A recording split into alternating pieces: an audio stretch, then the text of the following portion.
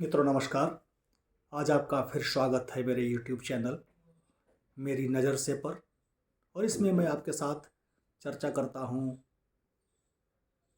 अपने देश की सभ्यता और संस्कृति की, इतिहास के उन गौरवशाली पृष्ठों की जिन्हें या तो जानते ही नहीं हैं बहुत से लोग, और या फिर जानबूझ करके उपेक्षित कर दिया गया। आज चैत्र मास का द्वितीय नवरात्र है। माँ ब्रह्मचारिणी हम सब पर कृपा करें। और आइए आज की बातचीत शुरू करते हैं। तो मित्रों, बात करते हैं सिंध के इतिहास की। सिंध जो है शुरू से ही सभ्यता और संस्कृति का गढ़ रहा है। ईसा के पश्चात प्रथम शताब्दी में ये जो था, यहाँ की सिंध देश की राजधानी थी अरोर। यहाँ पर एक नदी बहती थी, रोहरी नदी, सिंधु नदी की सहायक नदी थी। और रोहरी नदी की घाटी में पहाड़ियों से घिरा हुआ अरोर नगर प्राचीन काल से ही सिंधु देश की राजधानी था। जो सिंधु नदी थी, इसका अलग अलग कालखंड में ना सिर्फ मार्ग बदला बल्कि नाम भी बदलता रहा।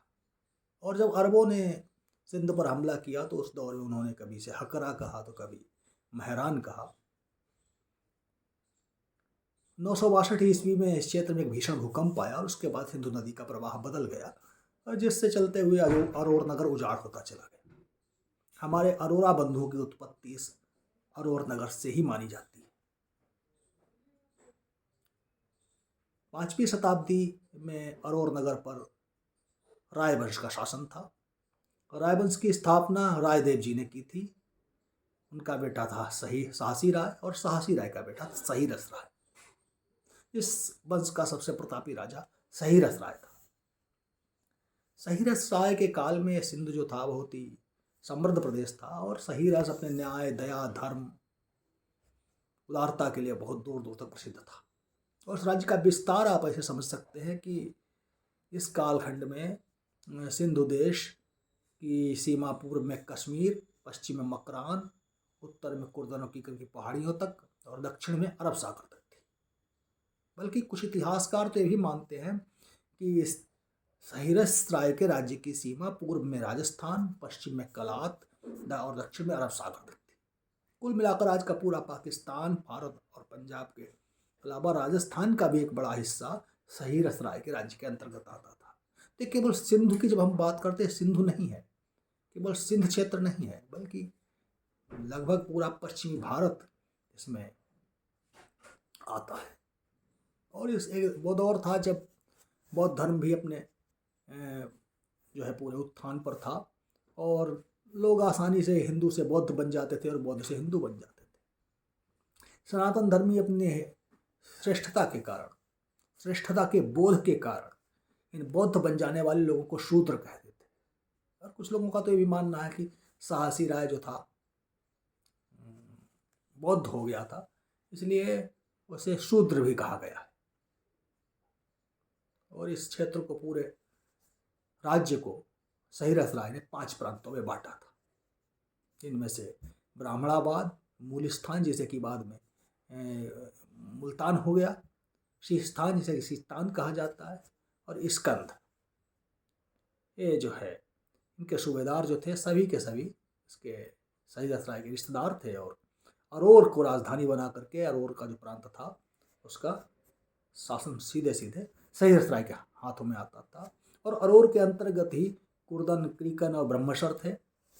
और अरोर जो था एक प्रांत होने के साथ साथ पूरे देश की राजधानी भी था सिंधु देश की। इस समय जो सिंधु देश की शत्रुता थी वो निमरुज से थी। निमरुज जो कि ईरान में है और इससे सीमा लगती थी, और निमरुज का राजा जो है बड़ा द्वेष मानता था। तो निमरुज के राजा ने सिंध पर हमला कर दिया और किरमान तक आ गया। भयंकर युद्ध हुआ, और दुर्भाग्य से इसमें सहीरस राय वीर गति को प्राप्त हुए। जब सहीरस राय की वीर गति का समाचार अरोर पहुंचा तो उसका बेटा साहसी राय, जो कि नगर की रक्षा के लिए अरोर में था, वो बड़ी सेना लेकर के आया, और उसने बड़े ही बहादुरी के साथ निमरुज की सेना का सामना किया और उसके साहस और पराक्रम को देख करके निमरुज का राजा जो वापस भाग गया। फिर जो चारों पांचों प्रांत थे उनके सूबेदारों की, प्रांतपतियों की मीटिंग हुई और उन्होंने सर्वसम्मति से साहसी राय को, जिससे हम साहसी राय द्वितीय कह सकते हैं, उसे जो है गद्दी पर, राज सिंहासन पर बिठा दिया। साहसी राय द्वितीय सहीरस राय से, अपने पिता से भी ज़्यादा बुद्धिमान था, सिद्ध हुआ और उसने राज्य की संपन्नता के लिए बहुत सारे काम किए। अपने प्रतिनिधिमंडल में बहुत योग्य लोगों की नियुक्ति की और इस दौर में जैसे कि परंपरा अनुसार जो है मंत्री और अमात्य का पद ब्राह्मणों के पास होता था। तो एक ऐसा ही एक योग्य और बुद्धिमान मंत्री था, इसका नाम था राम। राम की विद्वता के किस्से दूर दूर तक प्रसिद्ध थे और एक दिन राम से मिलने एक और ब्राह्मण आया और उसने आकर कहा कि श्रीमान जी, मेरा नाम जो है राय चच है, मेरे भाई का नाम चंद्र है और मेरे पिताजी का नाम शैल जी है, और वो बाहर जो अरोर नगर के बाहर मंदिर है वहाँ निवास करते हैं। मैं जो है अपने पिता के कार्य को नहीं करना चाहता, वो परंपरा मेरे बड़े भाई साहब करेंगे, तो मैं राजकीय सेवा में आना चाहता हूँ। तो राम ने उस ब्राह्मण युवक को देखा और उसके शिष्टाचार और बोलने के तरीके से और उसके सौंदर्य से प्रभावित होकर के उसे पूछा कि क्या उसे कुछ आता है जिससे वो राजकार्य में सहायता कर सके। तो उस युवक चच ने बताया कि वो न्याय शास्त्र और नैतिक शिक्षा का भी ज्ञान है, और ना सिर्फ इतना ही बल्कि उसे चारों वेद कंठस्थ है। तो राम ने उसे कुछ ऋग्वेद से ऋचाएँ सुनाने के लिए कहा, तो उसने ऋग्वेद की कई ऋचाएँ और सामवेद के छंदों का बड़ा मधुर स्वर में गायन किया।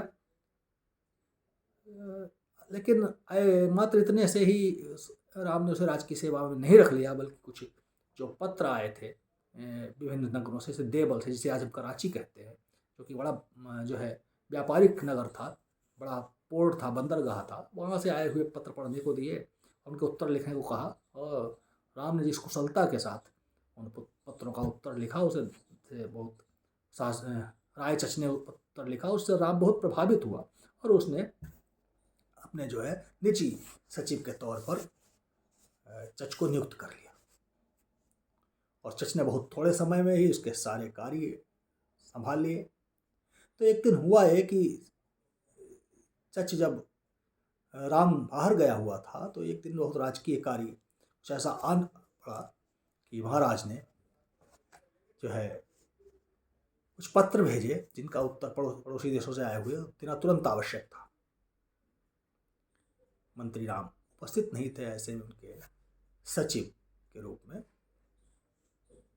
राय चच ने उन सारे पत्रों के उत्तर लिख दिए, और ना सिर्फ उत्तर लिख दिए बल्कि व्यक्तिगत रूप से उपस्थित होकर के उनका पाठन भी किया। और उसकी वाचन शैली से देख करके इतना राजा प्रसन्न हुए कि उन्होंने चच को अपनी सेवा में रख लिया। मंत्री चच ने अपनी बुद्धिमत्ता और विद्वता बहुत जल्दी प्रमाणित कर दी और धीरे धीरे राजा उस पर निर्भर होते चले गए। एक दिन हुआ यूं कि राजा ने निजी कार्य से जो है राज मंत्री चच को अपने कक्ष में ही बुलाया। तो वहाँ उनकी रानी जिन भी उपस्थित थी, और उन्होंने जो है राजा ने संकेत किया कि आप अंदर जाएं। तो रानी ने कहते हुए कि एक तरफ तो आप स्त्री और पुरुष की समानता की बात करते हैं, फिर हमारे शास्त्रों में गुरु से पिता और ब्राह्मण से पर्दा करना आवश्यक नहीं कहा गया है, और चूँकि राय चच ब्राह्मण है इसलिए मुझे नहीं लगता कि शास्त्र के अनुसार मुझे पर्दा करना चाहिए, फिर भी आपकी आज्ञा है तो मैं जाती हूँ। और रानी वहाँ उठ करके जाने लगी। तो राजा को भी समझ में आया कि रानी की बात सही है, और उन्होंने रानी को भी रोक लिया और कहा कि आप भी राजकार्यों में मेरी मदद करें। आप भी मुझे सलाह दें। चच को कह सकते हैं कि वो कामदेव की तरह सुंदर था, बृहस्पति की तरह बुद्धिमान था, उसकी वाचन शैली भी सम्मोहक थी। तो महारानी सुहंदी चच को देखते ही, उसकी वाचन शैली को सुनते ही, उसी के बुद्धिमत्ता भरे प्रस्तावों को जानकर उस पर सम्मोहित हो गई। ये जिसे लव एट फर्स्ट साइट कहते हैं वो वाली स्थिति थी। लेकिन चच ने अपनी नज़र उठा करके रानी को नहीं देखा। रानी चच के प्रेम में आकंठ डूब चुकी थी, और जब चच वहाँ से चले गए तो रानी ने अपनी विश्वास पात्र दासी के माध्यम से चच को संदेश भेजा, जिसके प्रत्युत्तर में चच ने एक बहुत मार्मिक पत्र लिखा और कहा कि महाराज ने मुझ पर असीमित विश्वास जताया है, और ऐसा करना ना सिर्फ एक मंत्री के रूप में, सेवक के रूप में, बल्कि मेरे ब्राह्मण कुल के ऊपर भी जो है के लिए बड़े शर्मनाक बात होगी, लज्जाजनक बात होगी, और मेरे लिए बहुत ही शर्मिंदगी और वाला प्रसंग हो जाएगा। इसलिए कृपया आप अपनी भावनाओं को अपने काबू में रखें, और मैं अब राजमहल में नहीं आऊँगा। रानी ने ऐसे फिर पत्र भेजा कि मैं आपकी भावनाओं का सम्मान करती हूँ, मैं भी इस मर्यादा को समझती हूँ और मुझे अपनी सीमाओं का बोध है, लेकिन मैं इस हृदय का क्या करूँ जो आप पर आसक्त हो गया है। इसलिए मेरी आपसे विनम्र प्रार्थना है कि आप दिन में एक बार मुझे परामर्श दे दीजिए। चच इस प्रस्ताव को ठुकरा नहीं सका और किसी न किसी बहाने रोजाना एक बार रानी के सामने पड़ जाता था, और धीरे धीरे न चाहते हुए भी चच भी रानी की ओर आकर्षित होता चला गया। लेकिन दोनों ने अपनी सीमाओं का कभी उल्लंघन नहीं किया। लेकिन नियति को शायद कुछ और ही मंजूर था। महाराज साहसी राय बहुत ही गंभीर रूप से बीमार हो गए। वैद्यों ने सारे प्रयास कर लिए, लेकिन जब उनके स्वस्थ होने की कोई संभावना नहीं रही तो रानी ने चच को अपने अंतःपुर में बुलवाया और उनसे कहा कि मेरे ऊपर तो वैसे ही दरबारी संदेह करते हैं, महाराज की मृत्यु के बाद ना इस राज्य पर कब्जा कर लेंगे, हो सकता है मुझे जो है मेरी हत्या कर दे, और मेरे साथ साथ तुम्हारी भी हत्या हो सकती है। हमारे कोई संतान भी नहीं है, इसलिए राज्य भी नहीं रहेगा, और आने वाला शासक न्यायप्रिय होगा या नहीं होगा, प्रजावत्सल होगा या नहीं होगा, इस बात की कोई गारंटी नहीं दे सकता। इसलिए मैं चाहती हूँ कि महाराज के बाद आप इस राज्य को संभालें। चच रानी की बात से सहमत हुए और उन्होंने पूछा कि इसका क्या तरीका हो सकता है। रानी ने एक योजना बताई, और जब महाराज का देहांत हो गया तो उन्होंने वहाँ महल में उपस्थित सारे वैद्य को और जो उनके नाते रिश्तेदार थे उन सबको बुलवा करके कि महाराज आपसे कुछ विशेष वार्ता करना चाहते हैं, कैद कर लिया। और अंततः एक लंबी कहानी है। उसके बाद राय चच जो है सिंहासन पर आरूढ़ हो गया। लेकिन राय चच वो साहसी राय का भाई था महाराट, जो कि एक दूसरे राज्य का राजा था, चित्तौड़ का राजा था। अब ये चित्तौड़ वही चित्तौड़ ही था या कोई और था, इसके बारे में शोध की आवश्यकता है। लेकिन इतिहास में लिखा आता है कि चित्तौड़ का राजा महाराट था, जो कि इसका साहसी राय का भाई था। और वह चूंकि महाराज की कोई संतान नहीं थी, इसलिए वो राज्य पर स्वाभाविक अधिकार समझता था। ऐसे में जब महाराट की सेना का अलवर पर हमला होने की बात रानी को पता चली तो उसने रायचच से कहा कि उसे क्या करना चाहिए। रायचच ने कहा कि आप आज्ञा दें महारानी। तो महारानी ने हंस करके कहा कि सारा राज्य महाराज ने आपको सौंपा था, और अगर आपको मुझसे ही पूछना है कि ऐसे मुझे क्या करना है, तो ये मैं पुरुषों के वस्त्र पहन लेती हूँ, आप यहाँ चूड़ियाँ पहन करके महल में बैठिए, मैं प्रजा की रक्षा के लिए युद्ध करती। रायचच ने लज्जित होकर के क्षमा मांगी और महाराट का मुकाबला करने के चला गया। और परिणाम यह हुआ कि भीषण युद्ध के बाद चच ने महाराट को पराजित किया, बल्कि उसे मार दिया। और इस तरह से अरोर का, सिंधु देश का नया राजा रायचच बना और जो है चच वंश की स्थापना हुई, जो कि ब्राह्मण वंश था। सिंहासन पर बैठने के पश्चात रायचच ने रानी सुहंदी से विधिवत रूप से विवाह कर लिया। रानी सुहंदी और रायचच के 2 पुत्र हुए। उनमें से एक का नाम दाहिर शाह और एक का नाम केवल दाहिर रखा गया।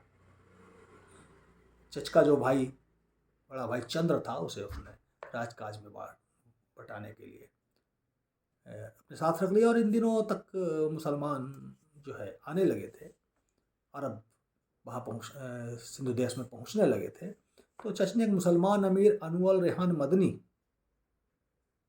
जो कि शायद संभवतः भारत के इतिहास में पहला मुसलमान जो है सरदार है, जिसे सिक्का प्रांत का मुखिया बनाया। इस तरीके से रायचच ने अमीर अनवर रेहान मदनी के रूप में पहली बार भारत के राज्यों के प्रशासन में मुसलमानों को शामिल किया और राज्य का विस्तार किया। कश्मीर से कंधार तक और नेमरूज से अरब सागर तक सिंधु देश की सीमाएं फैल गई थीं। चच ने सिंध नदी के दक्षिण में भी राज्य का विस्तार किया और ब्राह्मणाबाद, जो कि कुछ समय पूर्व सिंधु देश से बाहर चला गया था, उसे भी सिंधु देश में शामिल कर लिया। किरमान, जो कि बलूचिस्तान में है, अभी तक चच राज्य की सीमा के बाहर था और किरमान पर बौद्धों का शासन था। किरमान पर सहीरस राय ने जो है एक बौद्ध श्रमण को गवर्नर बनाया था, सूबेदार बनाया था, जो कि उसने अपने आप को आज़ाद घोषित कर दिया था। अब चच ने उस पर आक्रमण किया तो उसने उनका रायचच का सामना करने के बजाय उसका स्वागत करके और उनकी संप्रभुता को स्वीकार कर लिया। और चच भी उस बौद्ध श्रमण के व्यवहार से इतना प्रभावित हुए कि उन्होंने उसे अपना मित्र बना लिया। किरमान के बाद मकरान, वहाँ भी बौद्धों का शासन था और चच ने बड़ी उदारतापूर्वक धर्म समभाव को मानते हुए सभी को शामिल कर लिया। लेकिन चच हिंदू धर्म का प्रबल उद्घोषक था। उसने अपने समय में जो है सूर्योपासना और सूर्योदय और सूर्यास्त के समय मृदंग बजाने की परंपरा प्रारंभ की, नगाड़े बजाने परंपरा प्रारंभ की, जो कि बौद्धों ने बंद कर दी थी।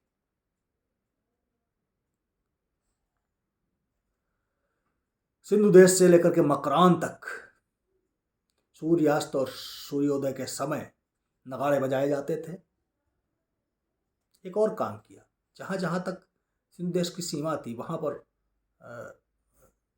चच ने वृक्ष लगा करके सीमा घोषित की। पुराने किलों की मरम्मत कराई। तूरान और मकरान को जीत करके चच वापस लौट आया था और 662 ईस्वी तक चच ने राज्य किया। जब चच का मृत्यु हुई तो उसका भाई चंद्र गद्दी पर बैठा। चंद्र ने हिंदू धर्म को राजधर्म घोषित कर दिया। ऐसे में एक जो है तनाव, असंतोष फैला, क्योंकि बौद्धों को हिंदू धर्म घोषित किया जाना अच्छा नहीं लगा और उन्होंने सिस्तान के राजा मत्त ने, जो सिस्तान है आज, कन्नौज के राजा से संधि कर ली। दोनों ने मिलकर, कन्नौज के राजा ने मिलकर के, सिस्तान के राजा ने मिलकर कश्मीर, कन्नौज, सिस्तान की सम्मिलित सेनाओं ने अरोर नगर पर हमला किया। लेकिन अरोर का दुर्ग इतना अभेद्य, और आज भी अरोर के दुर्ग के खंडहर मौजूद हैं, तो दुर्ग को भेद नहीं पाए। और इस युद्ध में चच के दोनों बेटे राजा चाहे वो दाहिर और दाहिर सेन ने बहादुरी से का परिचय दिया, बुद्धिमानी का परिचय दिया और प्रत्युत्तर में इतना तगड़ा हमला किया कि कन्नौज का राजा वहाँ भाग गया। सिस्तान और कश्मीर राजा ने समर्पण कर दिया। हिंदू धर्म की ध्वजा पूरी मजबूती के साथ सिंधु देश में लहराने लगी और 670 ईस्वी तक चंद्र ने शासन किया। 670 ईस्वी में चंद्र का निधन हो गया और चंद्र के बाद उसका पुत्र चच का पुत्र राजा दाहिर गद्दी पर बैठा। चंद्र का बेटा जो दूसरा बेटा था दुराज, एक तो चच का पुत्र था दाहिर जो सिंधु देश की गद्दी पर बैठा, और जो उसके भाई चंद्र का बेटा था दुराज, ब्राह्मणाबाद प्रांत का जो है प्रांतपति बनाया गया। अचानक दुराज की असमय मृत्यु हो गई तो ब्राह्मणाबाद प्रांत भी का शासन दाहिर के बड़े भाई दाहिर शाह ने संभाल लिया। और कुछ दिनों बाद 8-9 वर्ष बाद दाहिर शाह का भी सामयिक निधन हो गया। तब दाहिर ने ब्राह्मणाबाद को शासन सीधे सीधे अरोर में सम्मिलित कर लिया और इस तरीके से पूरे सिंधु देश का निष्कंटक राजा बन गया राजा दाहिर। राजा दाहिर हमारे देश के उन अमर नायकों में है जिनके बारे में इस देश के बच्चे बच्चे को जानना चाहिए। आज इतिहास के इसी गौरवशाली पृष्ठ के साथ मैं अपनी बात समाप्त करता हूँ और इस की अगली कड़ी में मैं आपको उस वीरांगना के बारे में बताऊंगा जिसने बड़े ही बहादुरी के साथ न सिर्फ मलेच्छों का सामना किया अपितु इस गौरवशाली देश की पहली सती जौहर करने वाली नारी का मान भी उसे प्राप्त है। उस महान महिला का नाम था महारानी बाई। महारानी के बाई में हम फिर जानेंगे अगले अंक में। तब तक के लिए आप इस मेरे चैनल मेरी नज़र को लाइक करते रहें, सब्सक्राइब करते रहें। बहुत कम मात्रा में आप लोग देख तो रहे हैं पर लाइक और सब्सक्राइब नहीं कर रहे हैं, पर मुझे उम्मीद है कि आपको मेरी बात अच्छी लग रही होगी, पसंद आ रही होगी, इतिहास के अनजान पृष्ठों से आपका परिचय हो रहा होगा। तो आप लाइक और सब्सक्राइब करते रहें और मुझे इसी तरीके से प्रोत्साहित करते रहें। जय हिंदू राष्ट्र, वंदे मातरम, जय हिंद।